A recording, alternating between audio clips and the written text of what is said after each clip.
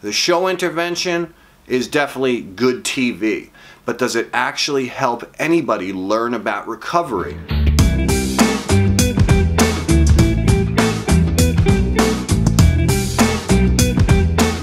What's up, guys, and welcome back to SoberTube. Today I want to make a quick episode about the show Intervention. I want to talk about that TV show Intervention that was such a big part of my life for such a long time.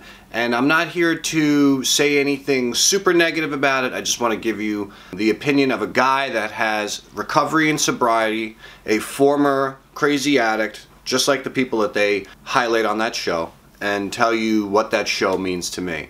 Now, when I was still in active addiction, I would watch that show all the time because I could literally watch that show and be like, wow, this is a mirror image of what I do. And maybe I felt like I had something in common with the people, or I felt like I was less alone because I saw that there was people like me that were crazy on that show. So I will say one thing, that show does attract addicts and the family member of addicts because, you know, we know what it's like to be in that show. And it attracts people that have no addiction in their lives because it's just like, wow, look at the craziness that goes on. On that show, they have people shooting heroin, committing crimes, prostitution. Every single part of a drug addict life you can actually see on that show, and it's crazy. When I got sober, I had a harder time watching it. And I'm going to tell you why. The most important reason why I have a hard time watching that show in recovery is because there is no recovery on that show. I feel like the show Intervention actually exploits us addicts, and I'll tell you why. That show's an hour long. They spend 50 minutes, 50 minutes showing us how crazy the addicts are, exploiting us, showing us using, showing us stealing, showing us rob from our families, showing girls partaking in prostitution, selling their bodies, trying to get money, shooting up, the whole thing. And then in the last 60 seconds, right before they roll the credits, they say, Tammy has 6 weeks clean. John is in a sober house. He's been sober for 30 days. Pete has 16 weeks clean. How did they get clean? What happened in the sober house? What happened in the beautiful rehab that you sent them to? What happened after the intervention? How did they get it? How did they get sober? That's what's missing from the show Intervention. Maybe it should be 20 minutes of qualifying that person as an addict.